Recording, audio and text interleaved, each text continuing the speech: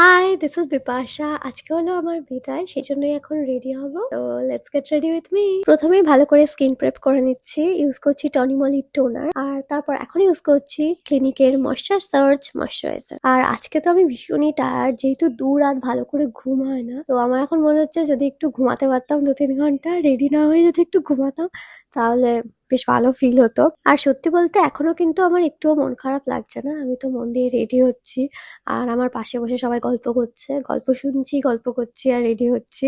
এখনো একটুও মন খারাপ করছে না, আর বাড়ির কারো তেমন মন খারাপ দেখছিও না এখনো পর্যন্ত। সবসময় দেখতে সুন্দর লাগে। এমনিতেই সুন্দর লাগে। এমনি সুন্দর লাগে, আরো enhance I'm করে, beautiful. glow করে। I'm এগুলো the পাগল হয়ে most যায়। beautiful girl in the world. Pritam আমাকে বলছে যে সাজবে, বেশি করে সাজো, সবসময় সাজতে হবে।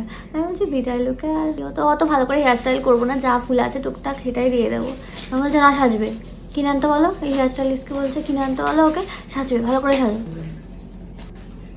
আমি আজকে তোমাদের বাড়িতে যাবো আর ঘুমিয়ে পড়বো। এই রিচুয়ালস গুলো কমপ্লিট হওয়ার অপেক্ষা। গিয়ে আমি শাড়ি পরতে হবে, গিয়ে রিচুয়াল শেষ হতেই তো রাত 10টা বাজবে, তো সময় পাবি না তুই। হ্যাঁ, চোখ খুলতে পারছি না।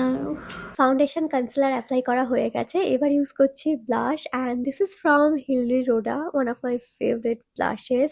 অ্যান্ড অনেকদিন পর এটা ইউজ করছি। আর এই কন্ট্রোর অ্যাপ্লাই করার টেকনিকটা না কালকে আমি আমার মেকআপ আর্টিস্টের কাছ থেকে শিখেছি। আমার ফেসটাকে এরকম করতে বলছিল কন্ট্রোর অ্যাপ্লাই করার সময়, তো আমি ভাবলাম আজকে ট্রাই করি। পাউডার দিয়ে মেকআপটা সেট করে নিলাম, অ্যান্ড বেস মেকআপ আমার কমপ্লিট। এবার আই মেকআপটা স্টার্ট করছি। ব্রাউন আইশ্যাডো, অনেকটা করে শিমার, তারপর কাজল, মাস্কারা এগুলো পরে নিলাম, অ্যান্ড আমার আই মেকআপ কমপ্লিট।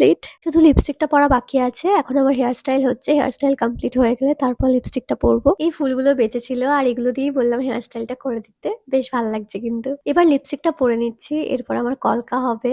আর আমি তো ঠিক করে রেখেছিলাম যে আজকে সাবেকি কলকা করব। সাবেকি কলকা আমার ভীষণ ভালো লাগে, বাট বিয়ের দিন করতে চাইনি, তো আজকেই মানে বেস্ট সময় এটা করার। দেখা করে পড়িয়েছে, and it turned out really well. Love the look.